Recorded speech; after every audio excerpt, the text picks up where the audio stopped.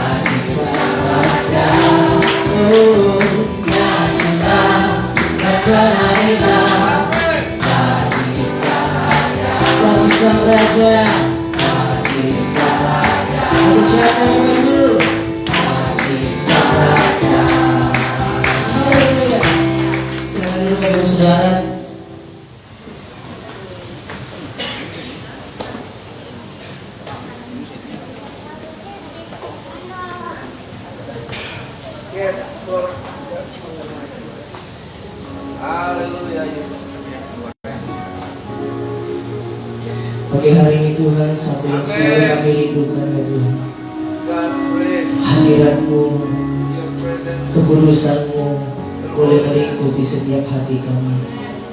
Bawa kami Tuhan dalam kekudusan-Mu, untuk kami bersujud menyembah Engkau Tuhan. Biar kemuliaan hanya bagi nama-Mu ya Tuhan. Haleluya.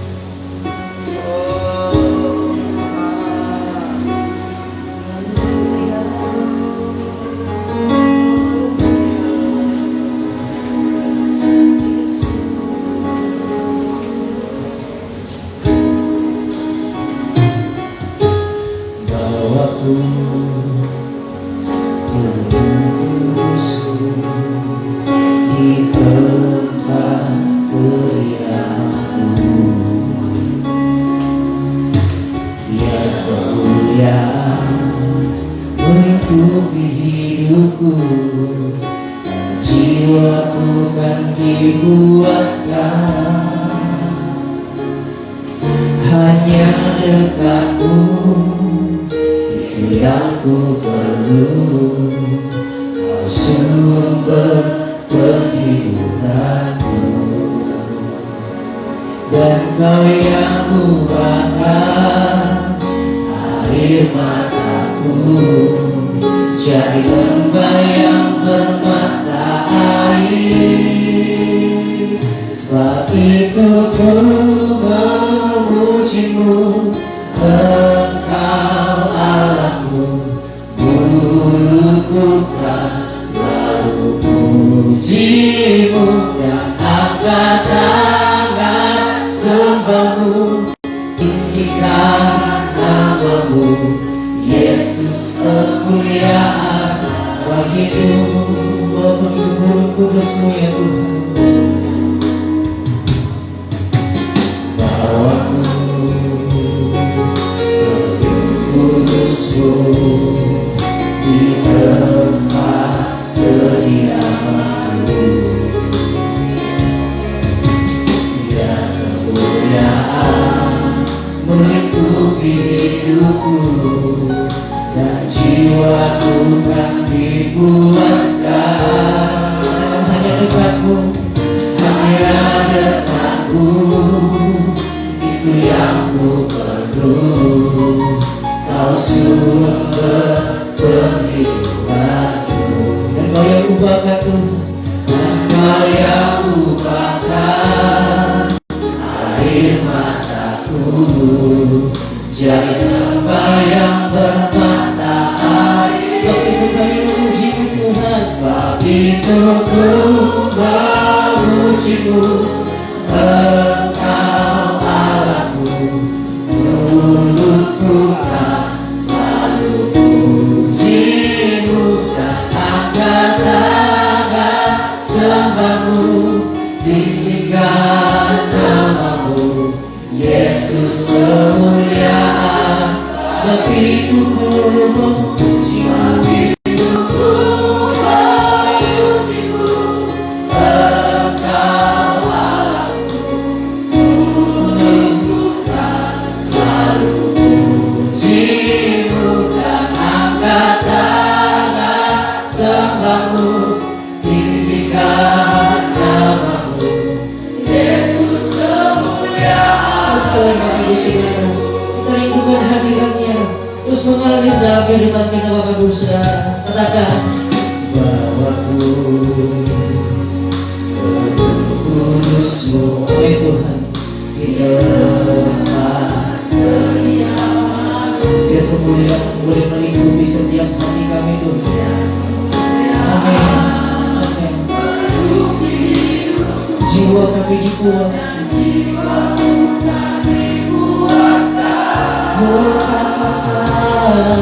hanya dekat-Mu, dia kami perlu Tuhan. Kau sumber penghidupanku, dan Kau yang ubahkan air mataku jadi lembah yang bermata air. Sebab itu ku memuji-Mu,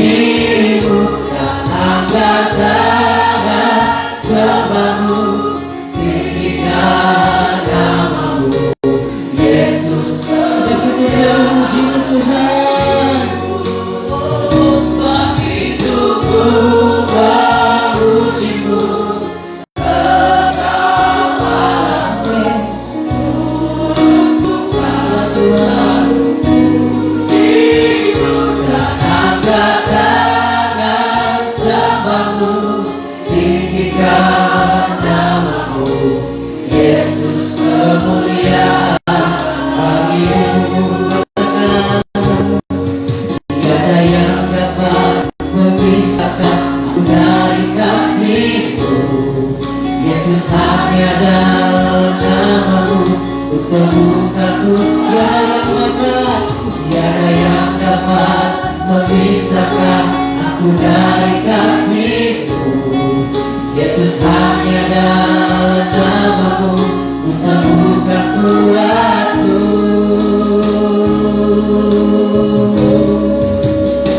Sebab itu ku memuji-Mu, Engkau Allahku, mulutku kan selalu puji-Mu. Tinggikan namamu, Yesus. Angkat tangan kami sembah Tuhan.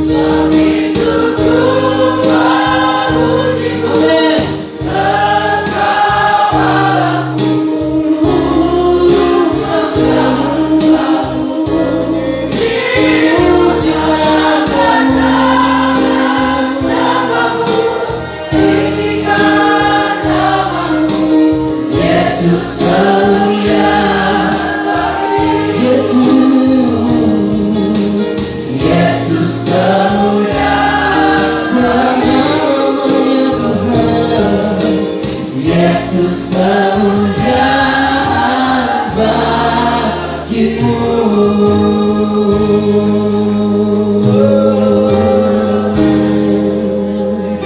Kami sembah Yesus.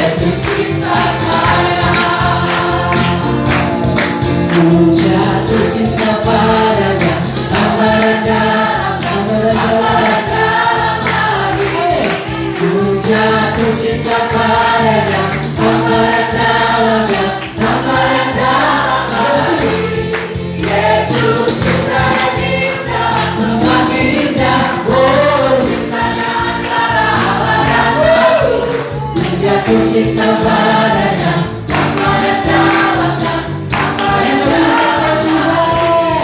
Ku jatuh cinta padanya, gambaran dalamnya, gambaran dalamnya. Semakin hari semakin jatuh cinta padanya, gambaran dalamnya, gambaran dalam hati. Yesus indah, indah, semakin indah. Oh cintanya.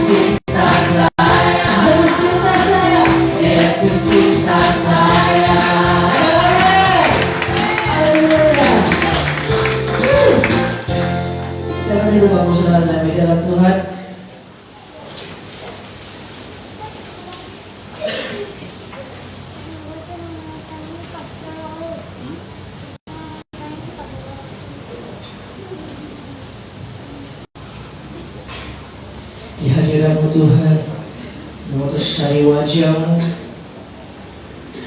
Engkau yang mengubahkan setiap hati kami Tuhan Yesus. Pribadi-Mu yang kami rindukan Tuhan.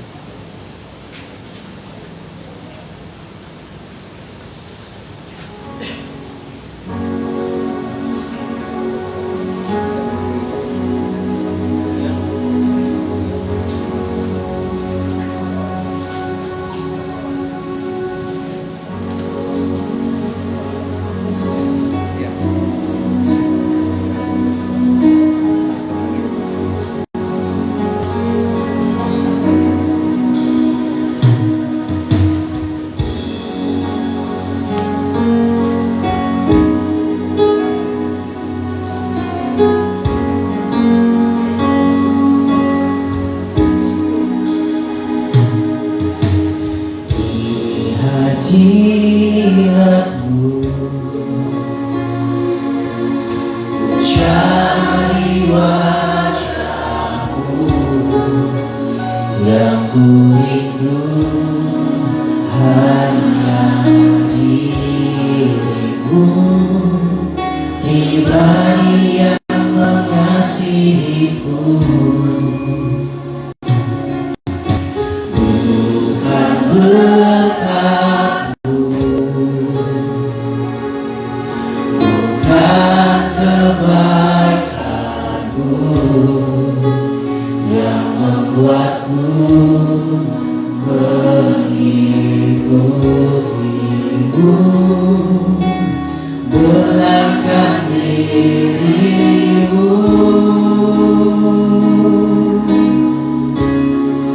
Sekalipun Kau tak menjawabku, sekalipun Kau tak lepaskanku, namun ku akan tetap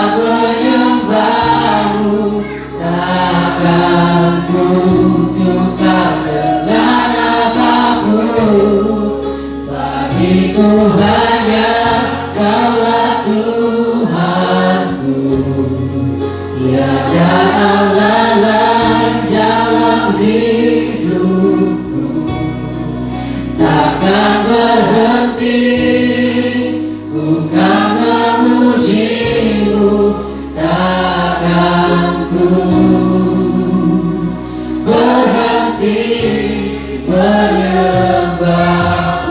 Selamat Bapak Ibu Saudara, dari awal kami kampus ini sebagai iman kita kepada Tuhan, seperti Sadrak, Mesak dan Abednego, berkata, sekalipun Tuhan kami tidak melepaskan kami ke api, kami tetap menyembah Tuhan.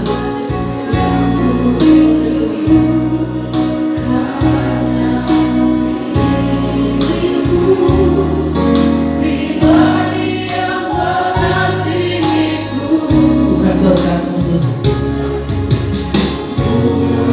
berkat-Mu, bukan kebaikan-Mu yang membuatku begitu. Melainkan diri-Mu Tuhan, melainkan diri-Mu. Oh, sekalipun Kau tak menjawabku, sekalipun Kau tak lepaskanku, namun ku akan tetap menyembah-Mu. Takkan ku tukar dengan apapun. Bagiku hanya Kaulah Tuhanku, tiada Allah lain dalam hidupku. Takkan berhenti ku kan memuji-Mu, takkan ku berhenti menyembah. Sekali saya undang kita semua untuk bangkit berdiri. Haleluya. Sekalipun Kau tak menjawab, sekalipun Kau tak lepaskanku, namun ku akan tetap menyembah-Mu. Takkan ku tukar dengan apapun. Bagiku hanya Kaulah Tuhanku, tiada dalam hidupku. Takkan berhenti ku kan memuji-Mu, takkan ku berhenti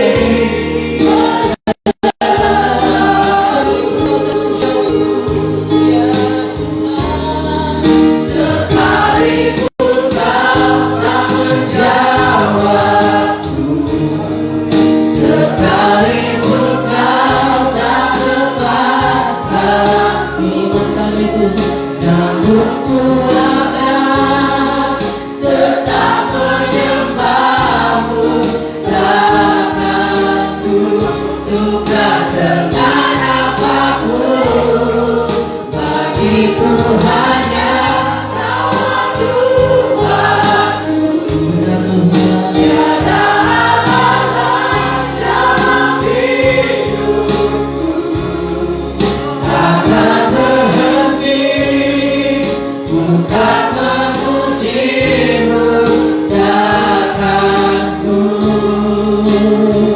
berhenti menyembah-Mu.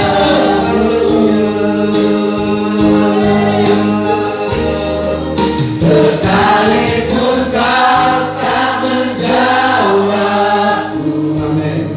sekalipun Kau tak lepaskanku, namun Kau akan tetap menyembah-Mu. Takkan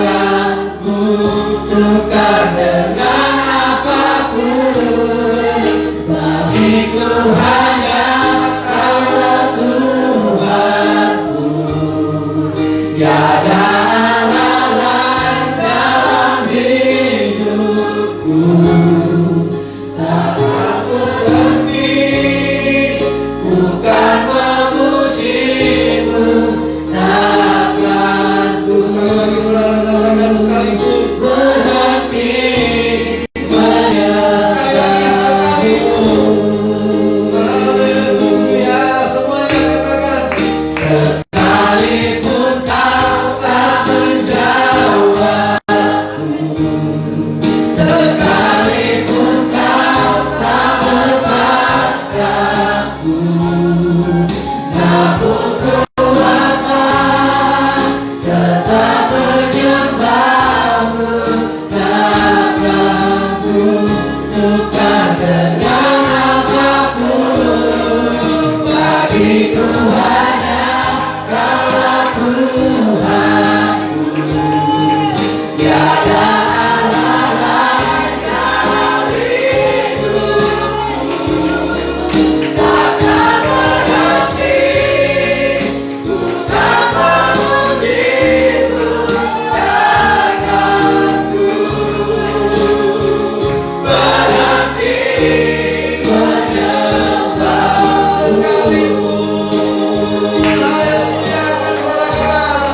Sekalipun kau tak menjawabku, sekalipun kau tak lepaskanku, namun ku akan tetap menyembahmu. Takkan ku tukar dengan apapun. Bagiku hanya Kaulah Tuhanku, tiada Allah lain dalam hidupku. Takkan berhenti ku kan memujimu. Takkan ku berhenti menyembahmu. Takkan berhenti ku kan memujimu. Takkan ku berhenti menyembahmu. Let's worship. Haleluya Tuhan Yesus. Berikan kami roh pengenalan, berikan kami roh pengertian, berikan kami roh takut akan Tuhan. Roh Allah yang hidup, roh Tuhan yang kudus penuhi kami, supaya kami semakin lebih masuk dalam hadirat-Mu dengan hati yang tulus, penuh kerendahan hati dan cinta akan Tuhan menghanguskan hati kami. Cinta akan Tuhan membuat jiwa kami hidup dan bangkit. Dalam nama Yesus penuhi kami Roh Kudus, damai sejahtera akan kerinduan firman Tuhan. Sukacita yang ditaburkan Roh Kudus menjadi sukacita untuk kami menerima firman. Dan firman itu jatuh di tanah yang baik, jatuh di tanah yang subur, jatuh di tanah yang lembut, supaya firman itu bertumbuh, berakar, berbuah. Dalam nama Yesus, diberkatilah yang datang dengan firman Tuhan, diberkatilah yang datang dengan kasih Tuhan. Tuhan yang memulihkan keadaan Sion, demikian juga memulihkan kami. Engkau mengubah padang gurun menjadi kebun buah-buahan, Engkau merubah air menjadi anggur. Engkaulah Tuhan, tidak ada yang mustahil bagimu. Lakukanlah perkara-perkara yang ajaib, sebab yang tidak ada menjadi ada. Itu juga karena kuasa firman-Mu. Yang tidak mungkin menjadi mungkin, itu juga karena kehendak Tuhan. Siapakah kami ini? Kami adalah orang-orang yang datang menyembah-Mu dan mempersembahkan hidup kami kepada-Mu. Datanglah kerajaan-Mu Bapa, dan jadilah kehendak-Mu. Dalam nama Tuhan Yesus Kristus, semua kita yang percaya berkata, amin. Silakan duduk. Tuhan Yesus memberkati. Haleluya. Shalom. Haleluya, semangat. Shalom. Ya, hari ini saya akan membawa kita langsung ke buka kitab kita 2 Korintus pasal yang ke-11 ayatnya yang ke-4. Nah, saudara, mari kita siapkan, kalau dalam bahasa Pantekostal dulu, bejana-bejana hati, ya kan? Piring-piring hati kita, gelas-gelas. Nah, saya berikan, kita siapkan hati kita untuk ditabur firman Tuhan. 2 Korintus pasal yang ke-11 ayatnya yang ke-4. dan nanti kita lanjut terus ke bawah. Nah, kita akan baca firman Tuhan ini bersama-sama. 2 Korintus pasal yang ke-11. Kita mulai ayat yang keempat. 1, 2, 3. Sebab kamu sabar saja jika ada seorang datang memberitakan Yesus yang lain daripada yang telah kami beritakan, atau memberikan kepada kamu roh yang lain daripada yang telah kamu terima, atau Injil yang lain daripada yang telah kamu terima. Terus, tetapi menurut pendapatku, sedikit pun aku tidak kurang daripada rasul-rasul yang lain, tak ada caranya itu. Nah, saudara yang dikasihi oleh Tuhan, saya mau menyampaikan firman Allah bahwa akhir-akhir sekarang banyak Injil yang lain, banyak Yesus yang lain, dan banyak roh yang lain. Dan ini sudah terjadi semenjak Rasul Paulus. Nah, saudara yang dikasihi oleh Tuhan, nah kita naik ke ayat yang ketiga. Ya, nah ayat 3, 1, 2, 3. Tetapi aku takut kalau pikiran kamu disesatkan dari kesetiaan kamu yang sejati kepada Kristus, sama seperti Hawa diperdayakan oleh ular itu dengan kelicikannya. Saudara yang dikasihi oleh Tuhan, makanya saya selalu mengajak jemaat Tuhan baca Alkitab. Itu guru terbaik, itu mentor terbaik, itu pembimbing terbaik. Ya, kalau saudara memiliki kerinduan hati untuk memperbanyak waktu saudara untuk membaca Alkitab, ya khususnya perjanjian baru lah, ya khususnya perjanjian baru. Saudara yang dikasihi oleh Tuhan, saya secara pribadi pun mendapat berkat yang sangat luar biasa. Ini guru saya.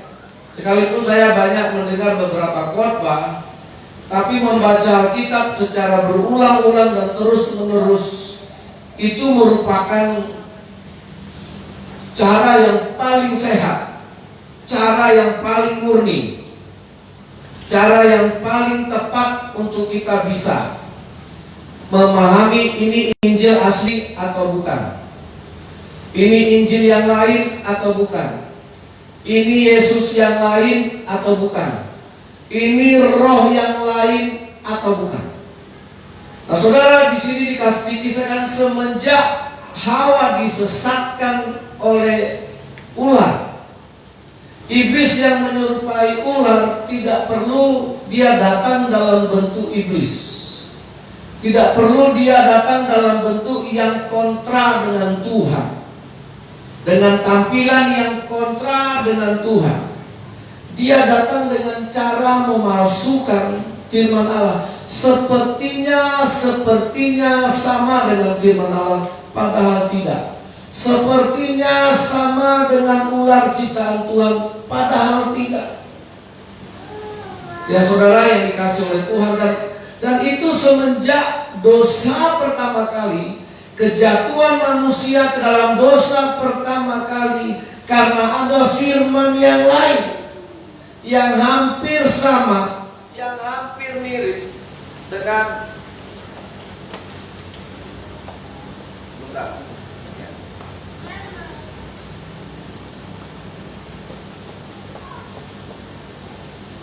firman Tuhan. Nah saudara, itu pekerjaan iblis. Nggak perlu dia bikin kitab lain, dia nggak perlu bikin ajaran yang berlawanan, nggak perlu dia ciptakan aturan yang berlawanan. Dia bikin yang hampir sama. Ya, dia bikin yang hampir mirip. Makanya saudara, kejatuhan gereja di seluruh dunia karena apa? Mereka tidak mengasihi firman Allah. tidak merenungkan firman Tuhan siang dan malam. Dulu negara-negara Eropa yang mengirimkan misionaris begitu hebat, sekarang jatuh. Sekarang bubar. Gereja-gereja ada yang jadi rumah ibadah lain, ada yang jadi restoran, ada yang jadi bioskop. Ya, kemarin saya coba cari di Amerika, yang saya dapat ada 5 gereja besar. Ada gereja Presbyterian, salah satunya gereja Metodis. Itu gereja gede-gede yang dijual. Ada yang berubah jadi rumah ibadah lain, bukan karena tidak ada uang, bukan karena dilarang dan tekanan, tidak ada lagi orang yang ke gereja. Saudara, nah ini sudah terjadi sejak ratusan tahun yang lalu ketika iblis menawarkan Injil yang lain. Salah satu Injil yang lain yang ditawarkan, saya kasih contoh. Saudara pernah lihat petinju, pertandingan tinju?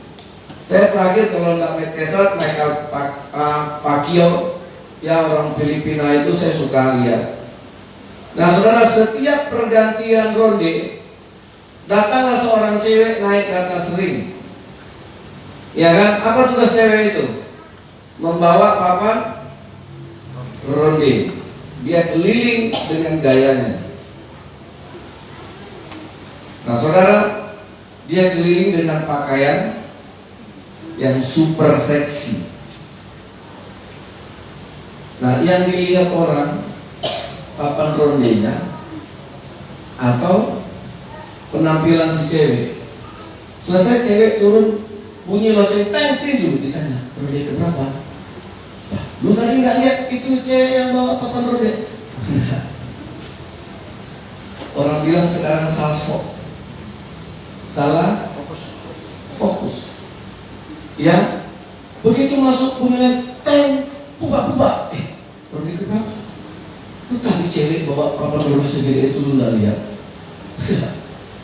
Jadi saudara, gagal. Padahal dia ada di situ.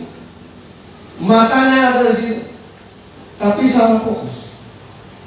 Ya, nah kenapa ada Injil lain? Kenapa ada roh lain? Kenapa ada Yesus lain? Karena iblis ingin menyimpangkan kita. Tidak perlu langsung frontal. Nah, itu makanya saudara tahu banyak orang kita salah fokus. Yang diberitakan tentang Yesus berkat. Makanya saya suka lagu tadi. Bukan karena berkat Tuhan kita mengikut Tuhan, bukan karena mujizat Tuhan kita mengikut Tuhan, tapi karena diri Tuhan itu sendiri. Karena pribadi Tuhan itu sendiri. Saudara, ya, karena pribadinya saudara yang dikasih oleh Tuhan. Nah sekarang apa Injil yang sebenarnya? Supaya kita jangan hanya disesatkan dengan Injil. Saya udah banyak dengar khotbah hamba-hamba Tuhan yang hanya memperjualkan Injil dengan berkat, yang hanya memperjualkan Injil dengan mujizat, ya, yang hanya memperjualbelikan Injil dengan keperluan-keperluan, kebutuhan-kebutuhan jasmani, sehingga yang penting dari Injil itu hilang. Yang penting message pesan Tuhan dalam Injil itu sama sekali tidak tersentuh, dan bahkan orang tidak mau ingin tahu. Saudara, mungkin saudara bisa jawab di hati, apa Injil sebenarnya? Apa berita Injil sebenarnya? Ya, oke. Nah, saya mencatat beberapa ayat, tapi tidak perlu saudara. Ya, ada 4 kali dalam Injil Matius. Ya, salah satunya saja Matius pasal 16 ayat 21. Tolong dibuka. Ya, kemudian ada Matius 17:22, ada Matius 20:17 ayat 17, ada Matius 26 ayat 1. Yang pertama saja, buka Matius pasal 16:21. 21. Sejak waktu itu Yesus mulai menyatakan kepada murid-muridnya bahwa ia harus pergi ke Yerusalem dan menanggung banyak penderitaan dari pihak tua-tua, imam-imam kepala, dan ahli-ahli Taurat, lalu dibunuh dan dibangkitkan pada hari ketiga. Pertanyaan saya, berapa kali Yesus mengkhotbahkan ini? Inilah cerita yang paling banyak diulang-ulang oleh Yesus.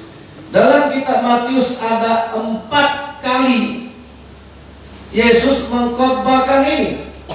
Berita yang sama, cerita yang sama, kisah yang sama, baik di Matius, baik di Markus, baik di Lukas, baik di Yohanes. Yesus menceritakan ini sampai 4 kali diulang-ulang sama Tuhan tentang penderitaannya, supaya Injil jangan bergeser hanya karena ada tawaran mujizat. Saudara, saya sedikit jelaskan kenapa Yesus datang ke dunia juga membuat mujizat. Tapi saudara jangan berfokus hanya pada mujizat. Saya beritahukan alasannya di dalam kitab 1 Korintus pasal 1 ayat yang ke-22. Ini alasannya kenapa Tuhan Yesus datang ke dunia harus menyertakan mujizat. Karena yang dihadapinya bangsa Yahudi yang keras kepala.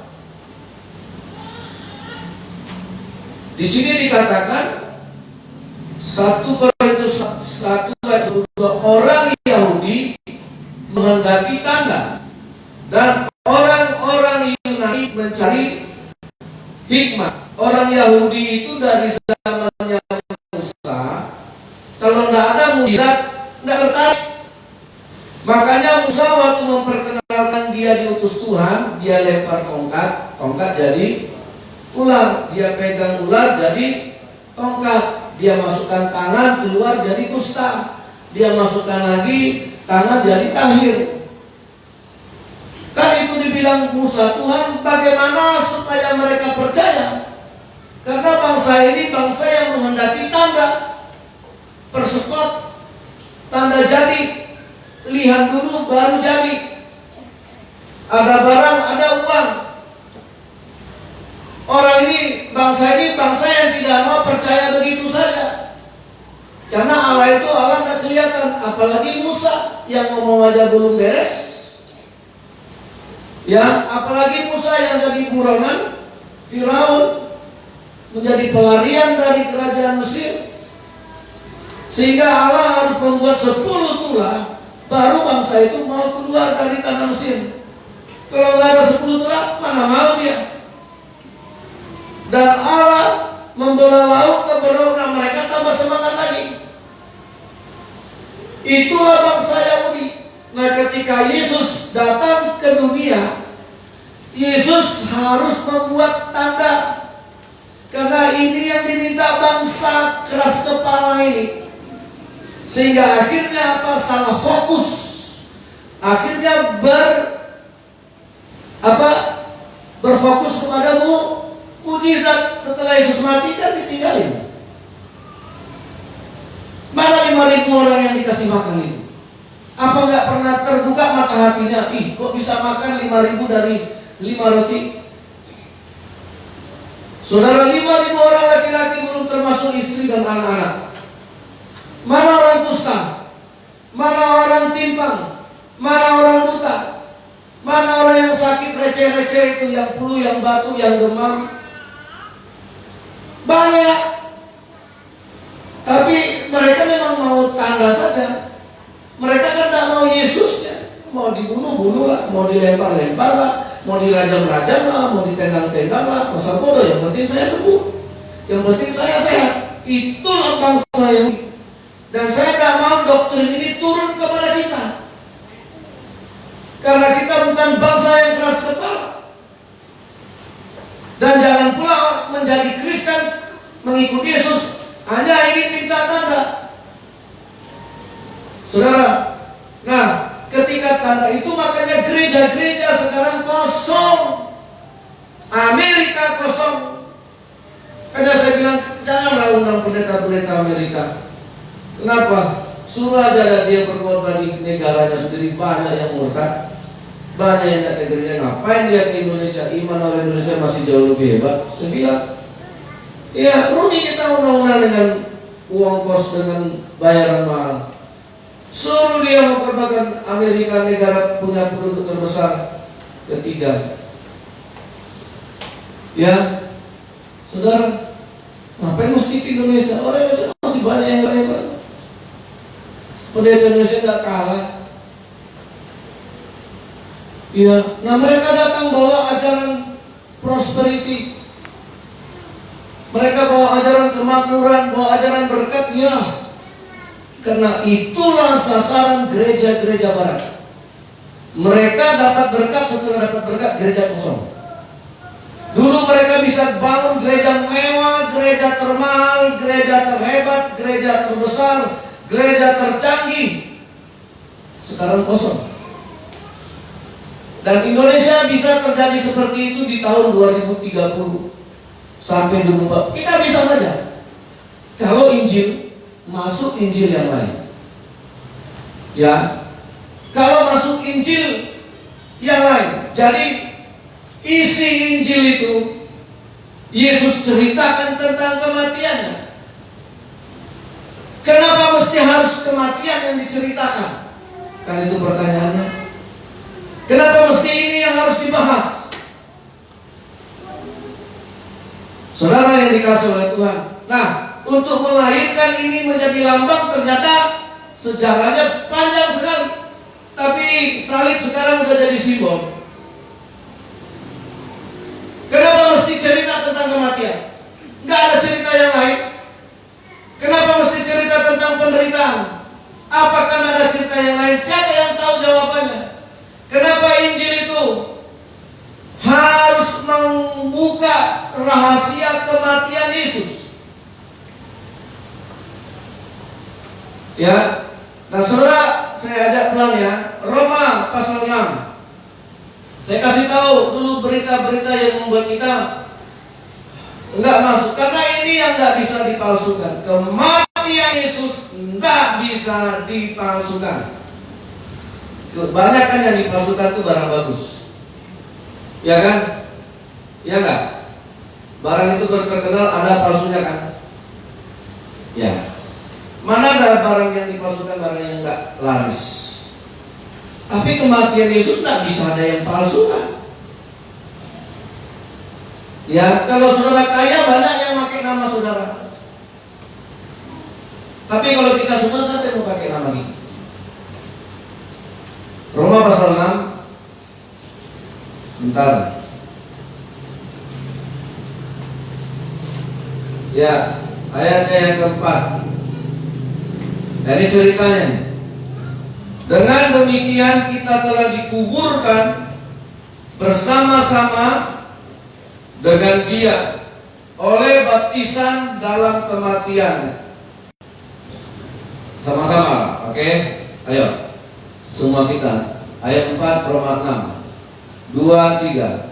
Dengan demikian kita telah dikuburkan bersama-sama dengan Dia oleh baptisan dalam kematiannya, supaya sama seperti Kristus telah dibangkitkan dari antara orang mati oleh kemuliaan Bapa, demikian juga kita akan hidup dalam hidup yang. Ayat 5, 1, 2, 3. Sebab jika kita telah menjadi satu dengan apa yang sama dengan kematiannya, kita juga akan menjadi satu dengan apa yang sama dengan kebangkitannya. Dari mana ini dimulai? Dari kematian. Halo? Gak enak kan? Enak kan dari berkat. enakan dari mujizat. Tapi lihat, gereja mula-mula tidak memberitakan mujizat. Nanti saudara bisa baca di Kisah Para Rasul.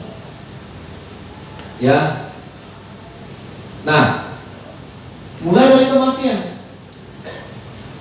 Kalau kita sama dengan kematian, maka kita akan sama dengan kebangkitan. Kita satu dengan kematian Yesus, kita juga akan satu dengan kebangkitan Yesus. Kita mulai dengan kematian Yesus, kita juga akan berakhir dengan kebangkitan Yesus. Jangan dimulai dari kebangkitan. Tidak ada kebangkitan tanpa kematian. Jadi kalau sudah membaca Injil, kita memang harus masuk dari gerbang pertama, kematian. Kematian daging, kematian dosa. Amin. Itu Injil. Kalau sasaran iman saudara hanya berkat-berkat, tidak pernah itu mematikan daging saudara. Ya, kematian Yesus membuktikan orang yang dapat mujizat tidak pernah mencari Yesus. Satu-satunya yang menurunkan Yesus dari tiang salib itu Yusuf Arimatea. Dialah yang mengambil mayat. Dia nggak dapat apa-apa selama Yesus hidup. Nggak pernah Yesus memberkatinya. Nggak pernah dia minta apa-apa dari Yesus. Ini, saudara. Nah, kembali ke 1 Korintus pasal 22 tadi. Ya, kalau ada yang mau catat silakan. Nanti bisa diajar sama anak-anaknya di rumah minimal, atau kalau kumpul keluarga. Ya, orang Yahudi menghendaki tanda, orang Yunani mencari hikmah. Nah, ayat 23. Ini dia. Ayat 23. Semua kita yuk, 2, 3. Tetapi kami memberitakan Kristus yang disalibkan untuk orang-orang Yahudi suatu batu sandungan, dan untuk orang-orang bukan Yahudi suatu. Kok ada yang baca? 1 Korintus 1, 2, 3. Ayo kita baca ya. 2, ya. Tetapi kami memberitakan Kristus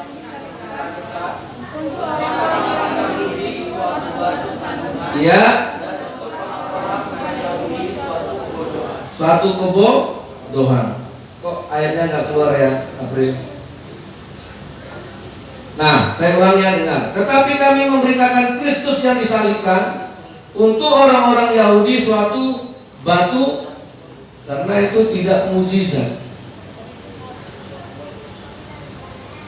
Ya, karena itu enggak spektakuler, karena itu enggak punya daya tarik.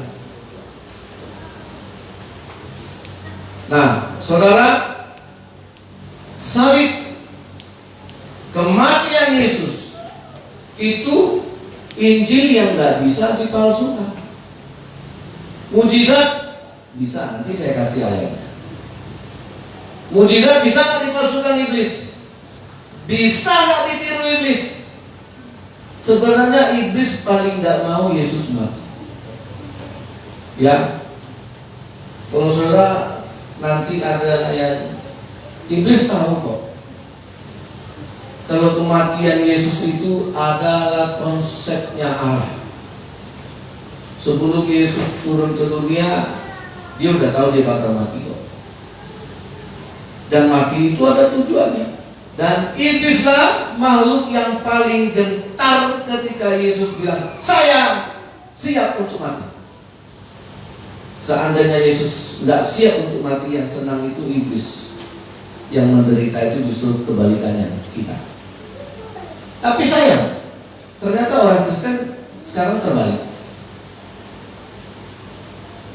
Ya, saudara, siapa yang betul-betul merasakan berkat dari kematian Yesus? Siapa yang sungguh-sungguh mendapatkan efek dari kematian Yesus? Akibat dari kematian Yesus? Ada saudara rasa? Ada saudara rasa? Jangan hanya sedih melihat tampilan Yesus begitu hancur. Enggak itu yang dimau Tuhan. Tuhan kan udah bilang, jangan tangisi saya, Nah, Tuhan mau kita dalam persekutuan dengan kematiannya. Maknanya apa? Saudara, jujur saya mau bilang, banyak orang Kristen tidak menghormati, tidak menghargai kematian Yesus di kayu salib kalau dia masih berdosa. Kita merendahkan kematian Yesus kalau hari ini dosa, besok minta ampun bikin lagi. Orang kalau hanya ke gereja minta ampun, besok bikin lagi. Hari Minggu minta ampun, Senin sampai Sabtu bikin lagi. Itulah orang-orang yang tidak pernah menghargai kematian Yesus. Makanya kematian itu 4 kali diceritakan. Saudara pikir saudara sayang sama Tuhan? Saudara pikir kita melayani Tuhan, kita sayang sama Tuhan? Kalau dosa masih bertengger, kalau kita masih ikuti hawa nafsu dosa, kita masih ikuti hawa nafsu daging, kita masih ikuti keduniawian ini, sama sekali kita tidak menghargai kematian itu, tidak menghargai salib, tidak menghormatinya. Jadi saudara masih berani bilang apa akibat kematian Yesus? Akibat kematian Yesus, saudara bangga hari ini saudara sudah bisa mengalahkan dosa itu. Amin. Yesus mencabut kuasa dosa. Udah dicabut Yesus, masa kita nggak bisa kalahkan? Halo? Amin. Sama dengan seorang bapak yang sudah mencabut sengatnya Lipan misalnya.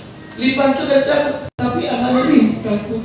Enggak, papa udah cabut sana, pegang aja, bunuh. Enggak takut, nanti digigit, udah enggak ada. Siapa Kristen yang masih begitu? Halo? Siapa yang masih begitu? Dosa masih berkuasa. Dan kita begitu ketemu dosa, tidak bisa melawannya. Tuhan sudah bilang, iya, singa itu hanya singa ompong, kata Ibrani. Singa yang udah gak punya taring, cuma suaranya aja yang gede mengaum-ngaum, tapi taringnya udah dicabut, kuku-kukunya udah dicabut, kamu bisa kalahkan. Tapi begitu singa, takut. Saudara Tuhan lebih udah mencabut. Saudara, nah ini saudara, makanya saya sering nyinyir lah, baca kita. Jadi saudara tahu kah saya khotbah salah atau enggak juga saudara tahu. Hati saya ketika menyampaikan firman Tuhan juga saudara tahu.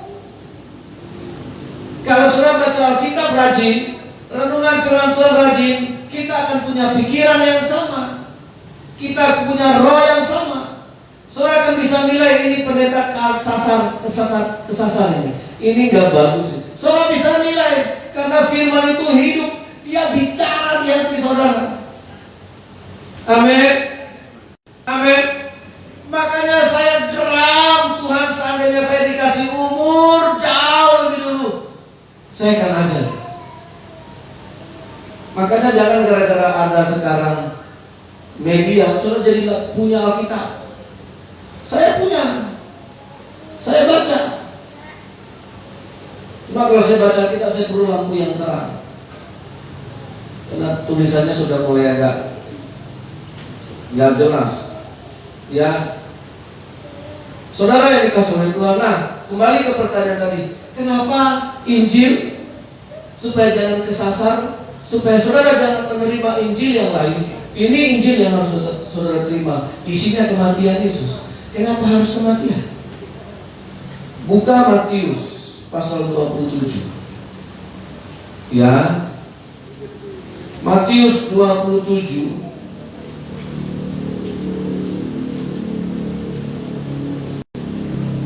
Oke. Pertanyaannya ayat 50. Ini sebuah kisah tentang kematian Yesus. Kenapa harus dimulai dari kematian? Kenapa harus dimulai dari kuburan? Tadi saya sudah jawab.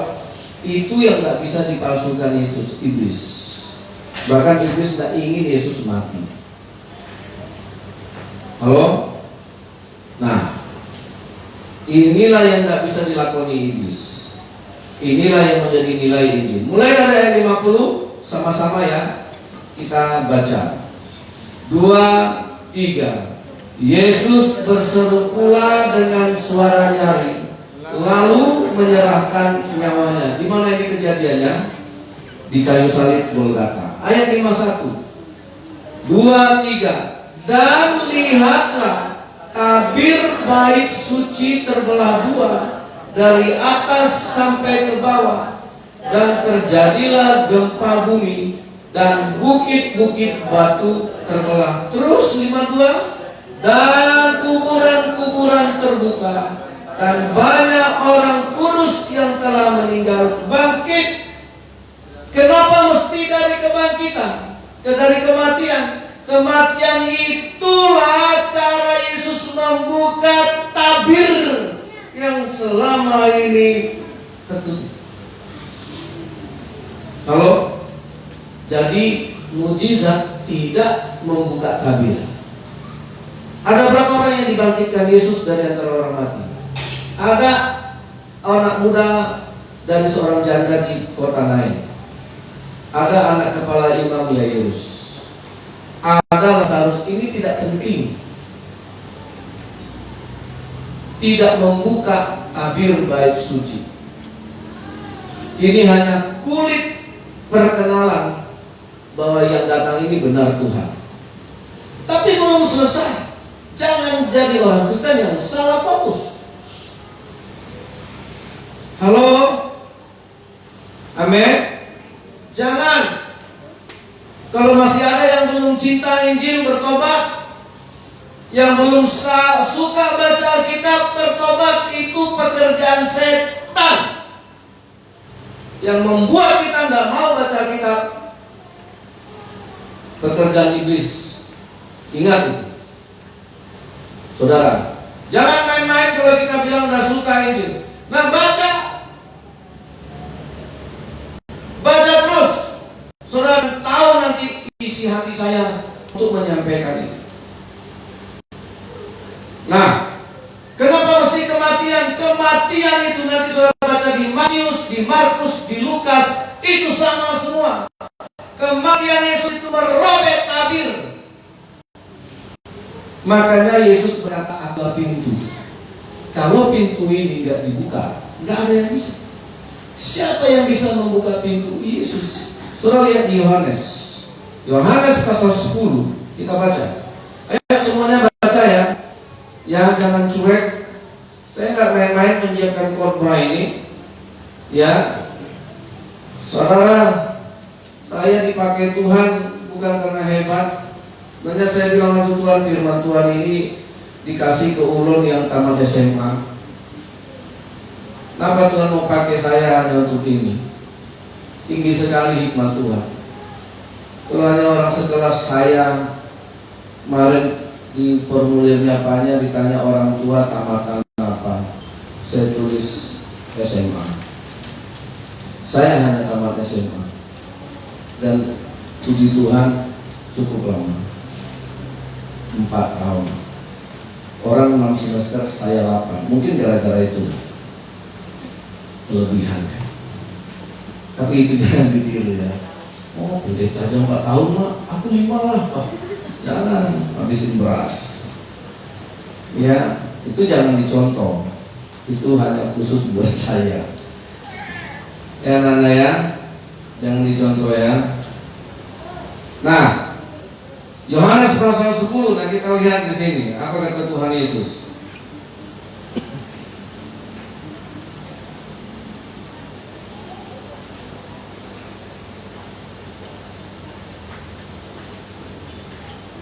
Ayat sebentar ya. Dari ayatnya yang ke mana tadi saya catat? Yohanes 10 ayat 7. Saya potong saja. Kata Yesus sekali lagi, ayat 7, Yohanes 10 ayat 7. Maka kata Yesus sekali lagi, Aku berkata kepadamu, sesungguhnya akulah pintu ke domba-domba itu.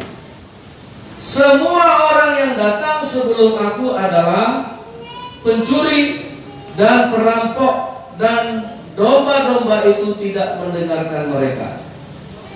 Berarti ada Yesus yang mana? Yang mencuri, yang merampok.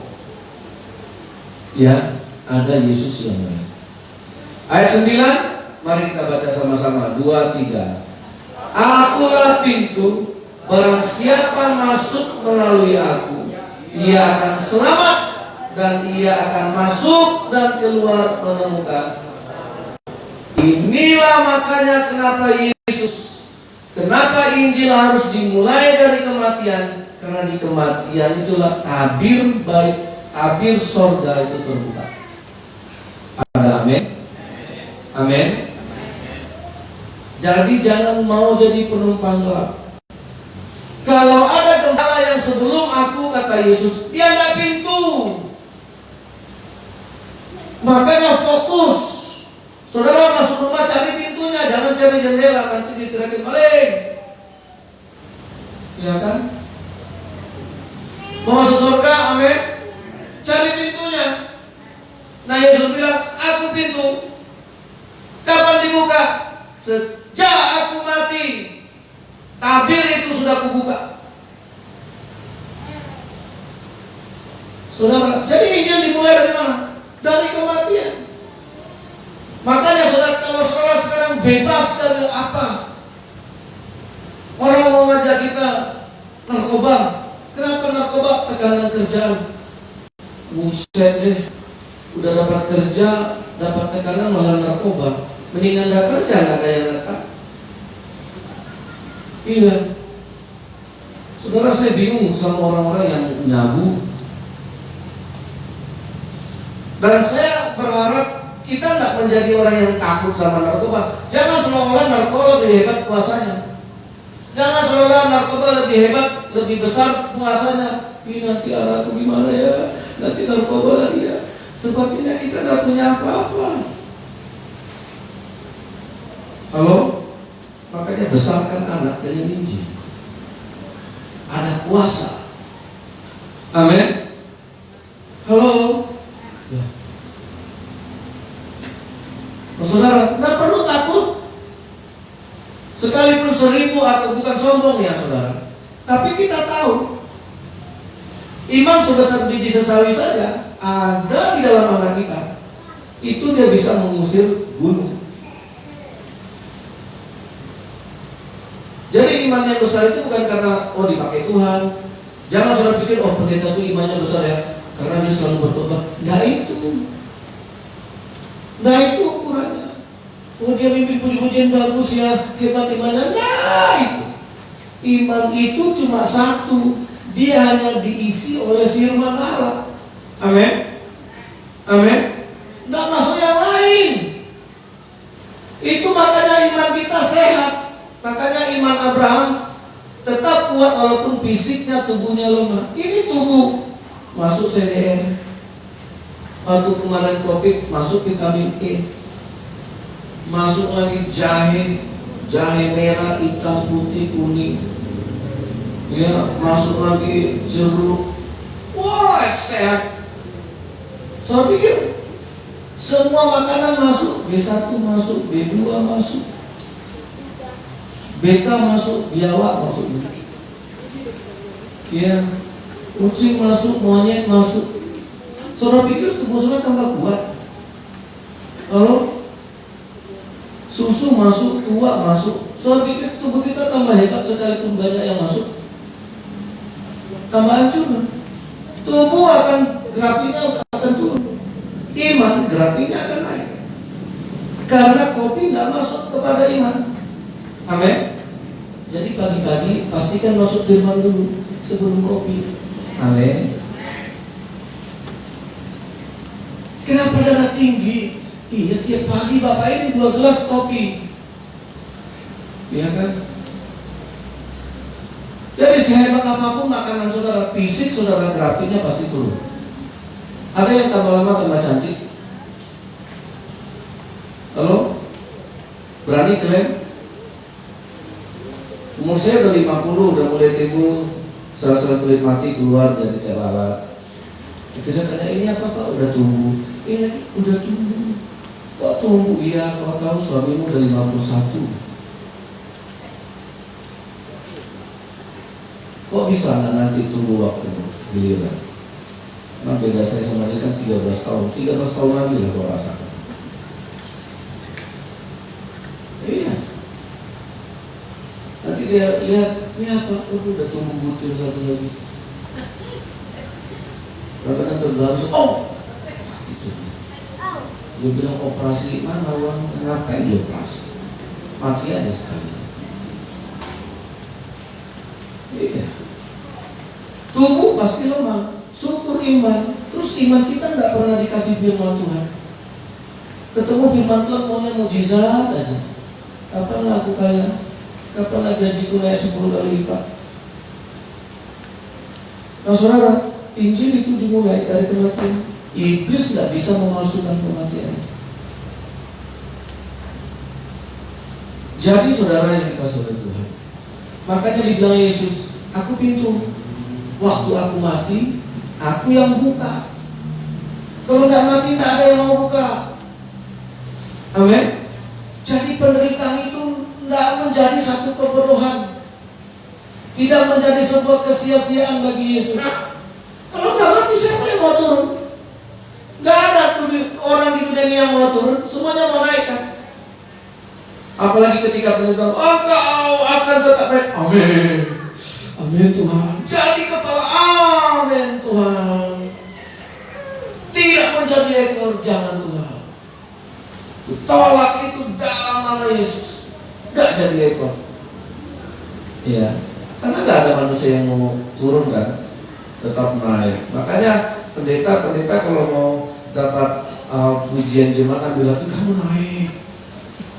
Saya waktu ketemu di penjara banyak hamba Tuhan hanya kasih kata-kata semangat, bagus sih.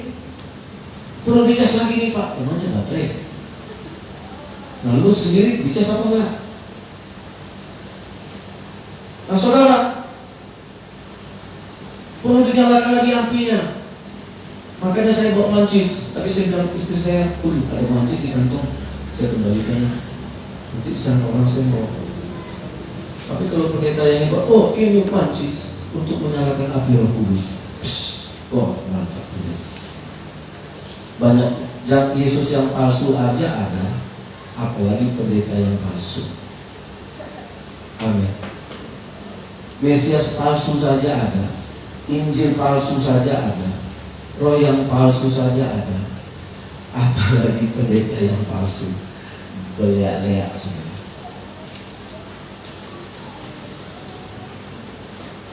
Ya, makanya saya mungkin saudara sudah dengar gaya khotbah saya akhir-akhir ini. Saya hanya mau kembali ke sini. Kalau saya doa malam, istri saya bilang, Papa doanya pagi dong, biar saya ikut. Nah saya berdoa, kalau bangun jam 2, jam 2 saya doa. Terbangun saya jam 3, jam 3 saya doa. Terbangun saya setengah 4 saya doa. Terbangun jam 7, ya jam 7 berdoa. Saudara, dari situ saya, Tuhan, saya mau kembali ke surga. Saya mau kembali. Modal saya cuma Injil. Saya sadar kok saudara, saya nggak pintar. Saya cuma teman SMA. Itu pun tinggal kelas. Apa modalnya coba? Satu saja. Tangkap firman Tuhan itu dengan hati yang bersih. Tangkap firman Tuhan itu, saya mau bertobat kok. Saya mau berubah Tuhan. Saya mau kembali ke surga titik. Teman saya habis makan siang mati kok. Baru makan siang foto-foto. Terus dalam beberapa jam dia bilang, inilah makanan terakhirku dengan dia. Loh, tadi baru makan, sekarang udah bernyawa. Saudara, berapa banyak kita kalau siap untuk mati? Setiap kali kalau saya terbangun 2 jam 7, saya mau ready lah. Saudara yang dikasih oleh Tuhan, makanya doa saya sama anak-anak saya. Karena juga siapa tahu bapakmu cepat dipanggil Tuhan. Tuhan, anak-anak ini milik Tuhan. Saya tidak tinggalin warisan apa-apa. Ya, saudara. Nah, ini Injil, ini realitas. 4 kali Yesus ceritakan tentang kematiannya. Saya saudara jangan lupa, 4 kali apa kata Yusuf? Waktu Firaun bermimpi sampai berapa kali? Sampai 3 kali Firaun punya mimpi yang sama, tidak berubah. Apa kata Yusuf ketika mengartikannya? Dia tidak hanya fokus sama lembu yang besar memakan lembu yang kurus, gandum yang besar memakan gandum yang kurus. Kenapa sampai 3 kali mimpi ini datang berturut-turut? Apa kata Yusuf? Karena ini akan segera terjadi. Kenapa Yesus sampai 4 kali ceritakan kematiannya? Karena itu akan segera terjadi. 4 kali Yesus cerita, 33,5 tahun selesai dia kerjakan, dia mati di kayu salib. Nggak perlu berlama-lama. Saudara, siapa yang mau komitmen hari ini baca Alkitab? Halo? Siapa yang mau membawa hidupnya sekarang masuk kepada firman Tuhan? Masuk kepada Injil. Kalau ketemu Injil jangan cari mujizat tok. Mulai cerita Injil itu dari kematiannya. Itu yang diberitakan. Amin. Itu yang diberitakan tentang kematian itu. Di dalam kitab Kisah Para Rasul pasal 2 juga, ketika Petrus cerita tentang Yesus, dia cerita juga tentang kematian Yesus. Ya, dia cerita tentang Yesus yang kalian salibkan itu, Yesus yang kalian bunuh itu, dialah Tuhan. Ya, lihat. Jadi Injil itu dimulai dari situ. Kisah Rasul pasal 2, saya nggak catat tadi ayatnya. Sebentar saya carikan buat kita.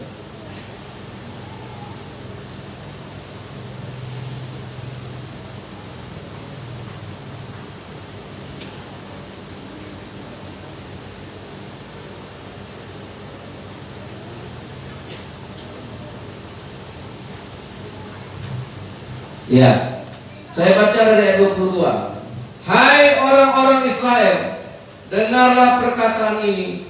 Yang aku maksudkan ialah Yesus dari Nazaret, seorang yang telah ditentukan Allah, dan yang dinyatakan kepadamu dengan kekuatan-kekuatan dan mujizat-mujizat dan tanda-tanda yang dilakukan oleh Allah dengan perantaraan Dia di tengah-tengah kamu, seperti yang kamu tahu. Dia yang diserahkan Allah menurut maksud dan rencananya telah kamu salibkan, ayat 23 itu, dan kamu bunuh oleh tangan bangsa-bangsa durhaka. Tetapi Allah membangkitkan Dia, melepaskan Dia dari sengsara maut, karena tidak mungkin Ia tetap berada dalam kuasa maut.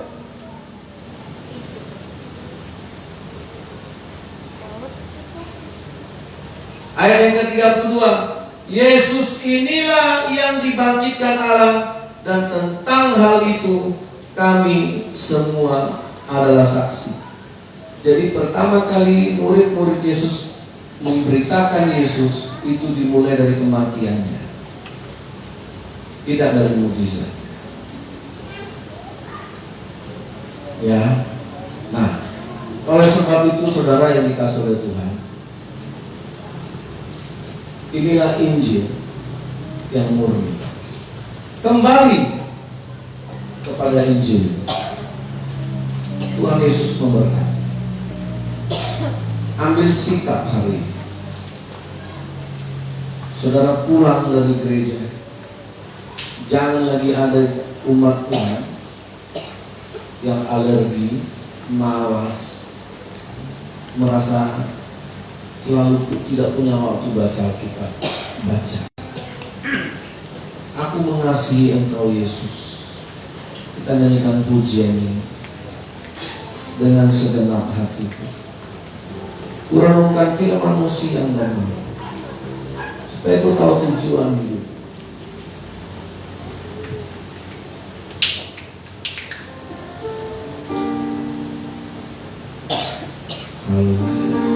Terima firman Allah.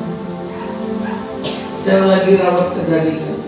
Kedagingan itulah yang menjadi penghalang kita selalu merenungkan firman Allah. Haleluya, haleluya Tuhan. Aku mengasihi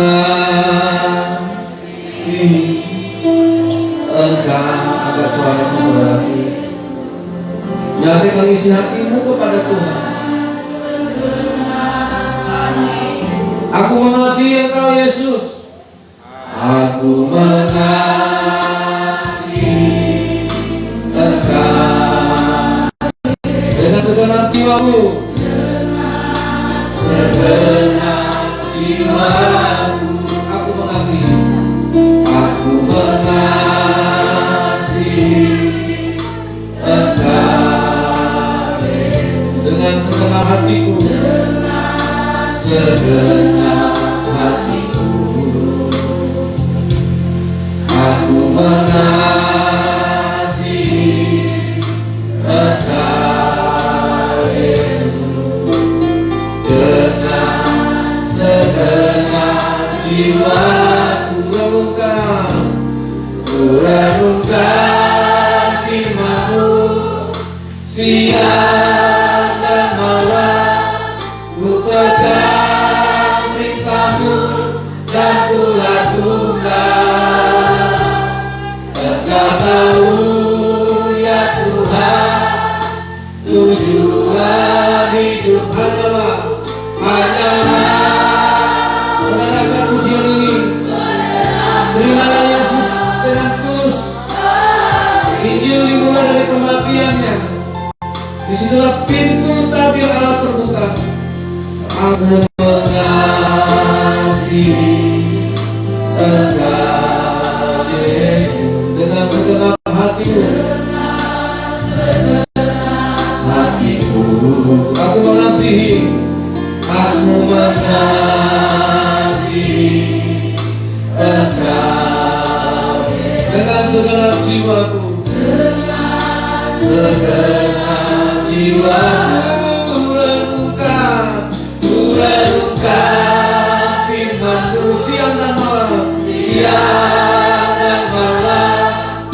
Ku pegang perintah-Mu dan ku lakukan. Engkau tahu ya Tuhan, tujuan hidupku.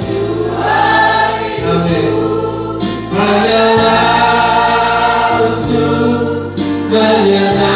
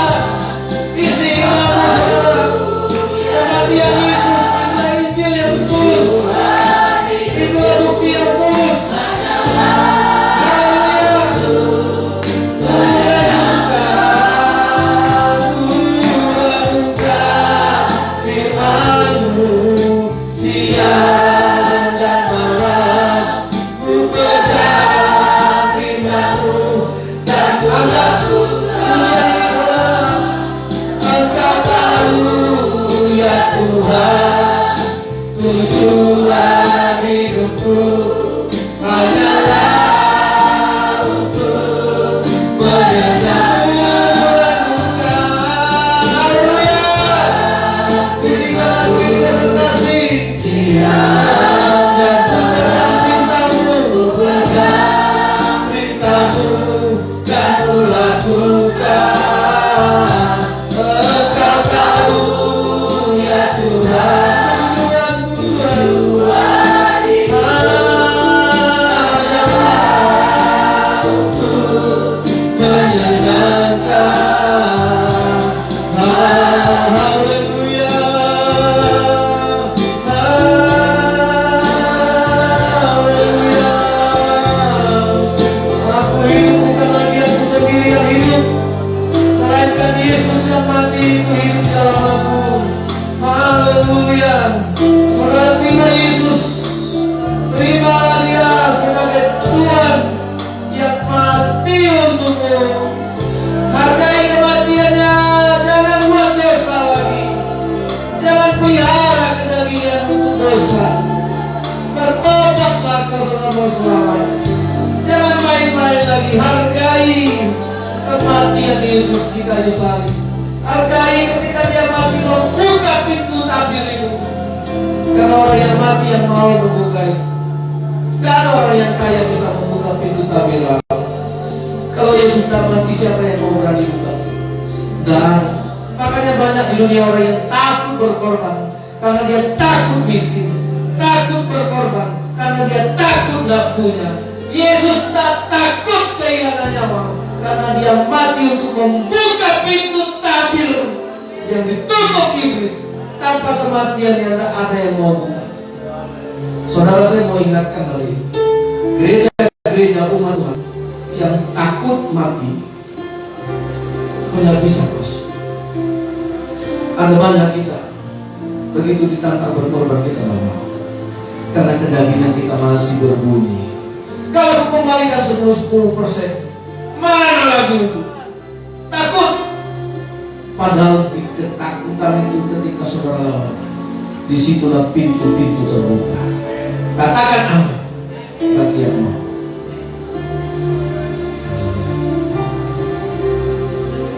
Tanpa kematian itu siapa yang mau berani buka tabir itu? Kalau orang yang disuruh naik ke tahta buka tabir, dia pasti mau. Tapi kalau harus mati dulu baru terbuka tabir, karena ya mau. Untuk itu saudara bersyukur karena salibmu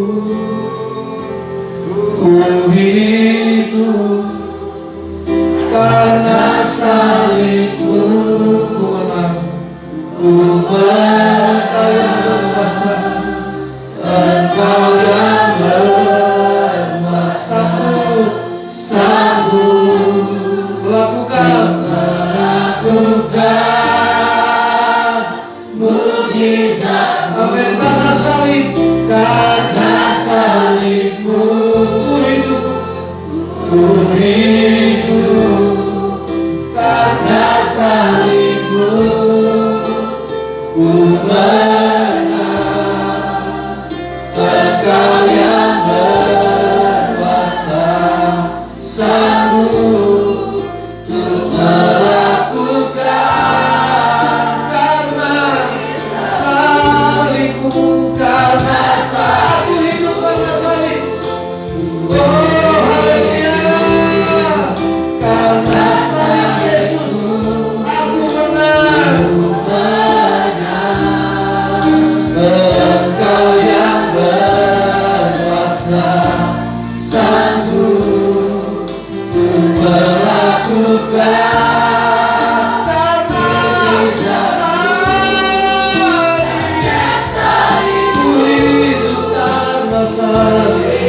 Terima kasih Tuhan. Tinggalkan dosa-dosa lagi. Tinggalkan aib, tinggalkan celah, tinggalkan kehabisanmu. Tinggalkan Yesus. Tinggalkan dosa-dosa. Haleluya. Yesus sudah mati untuk itu. Jangan saudara hidup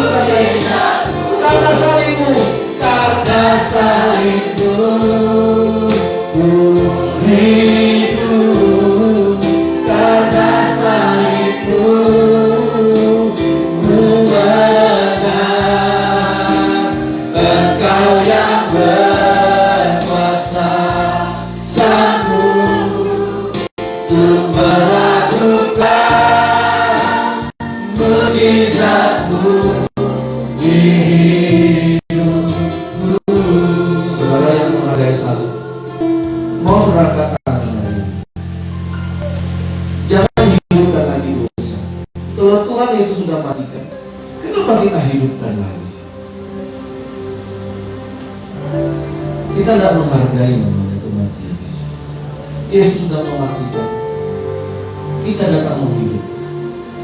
Artinya apa? Engkau tidak bisa lepas dari dosa. Engkau kembali lagi ke dosa. Percabulan, kenajisan, hawa nafsu, perpecahan, pertikaian, kenajisan, penyembahan berhala, sihir, perseteruan, perjudian, perzinahan, pencurian, tinggalkan di dalam nama Yesus. Jangan hidupkan dosa. Kalau kita sudah mati bersama Yesus, kerja kita bukan mondar mandir, bukan maju mundur, bukan naik turun, bukan hidup mati. Sekali hidup, hiduplah selamanya untuk Tuhan. Sekali mati, matikan semua dosa. Siapa bilang tidak bisa? Yesus sudah matikan kuasanya. Kita tinggal pijak saja dia mati. Saudara, itu tandanya Injil yang murni, yang tulus, yang masuk lewat kematian Yesus, masih perlu dipertanyakan. Saya kembalikan kepada saudara masing-masing. Engkau kalau mau bertobat hari ini berita yang paling tepat untuk saudara. Mungkin besok-besok tidak khotbah seperti ini. Entah kapan saudara mau dengar firman Tuhan yang seperti ini. Tapi hari ini, tolong hargai kematian Yesus. Injil mulai dari kematian. 4 kali Yesus ceritakan tentang kematian. Itu penting. Hamba sudah selesai. Hamba yang bodoh hina. Aku hanya tamat SMA. Kalau Tuhan percayakan kebenaran ini juga karena kuasa Tuhan. Ini juga karena kebesaran Tuhan. Hamba hanya alat yang tidak punya apa-apa. Aku hanya punya hati. Aku tidak mau hanya jadi pemberita. Aku sendiri mau masuk surga. Aku sendiri tidak mau munafik. Aku tidak mau Tuhan berdiri di sini kalau aku sendiri gagal. Yesus, ingatlah aku. Terima nyawaku Tuhan. Terima hidupku. Aku juga mau kembali ke rumah Bapa. Aku tidak mau tinggal di neraka. Tuhan sucikan hati. Aku siap. Haleluya. Saudara bikin keputusan saudara sendiri.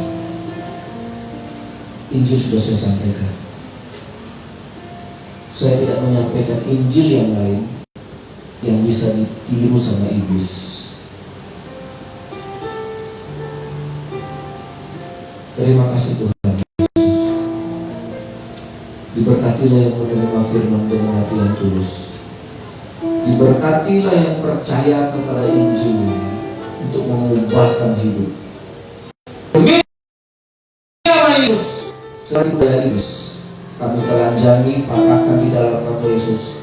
Kebenaran Injil itulah, terang Kristus itulah yang menerangi semua kepalsuan iblis, siasat iblis. Hamba berdoa supaya jemaat Tuhan, hamba serahkan kepada Tuhan. Roh Kuduslah yang menjadi motivator, pendorong, semangat untuk mereka setia merenungkan firman Tuhan siang dan malam. Itulah awalnya Tuhan. Hamba rindu semua umat-Mu ini adalah orang-orang yang cinta firman Tuhan, mengasihi firman Tuhan, merindukan firman Tuhan, mencari firman Tuhan itu sebagai terang hidupnya. Demi nama Yesus Tuhan, hamba berdoa kiranya mereka bertobat dalam nama Yesus. Amin.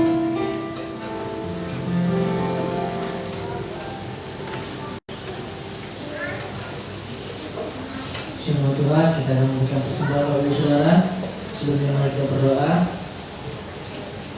Baik-baik Kembali mengucap syukur Tuhan buat pagi hari ini, buat hadiratnya yang boleh kami nikmati dalam tujuan kehidupan kami. Kami bersyukur Tuhan, berikan kami boleh bertumbuh firman yang boleh disampaikan oleh hamba-Mu pada pagi hari ini. Bila firman-Mu Tuhan boleh hidup dalam kehidupan kami sehari-hari Bapa. Tuhan dan juga Tuhan sebagai kami persembahan yang tidak datang daripada-Mu, kami memberikan dengan hati yang sukacita, hati yang tulus, hati yang mulia Tuhan. Ya Tuhan, persembahan ini boleh berkenan Engkau pakai untuk pada kemuliaan nama Tuhan. Terima kasih Bapa yang baik, hanya di dalam nama Tuhan Yesus kami berdoa, kami mengucap syukur. Haleluya. Amin. Salam beri Bapak Ibu Saudara, Tuhan Yesus memberkati.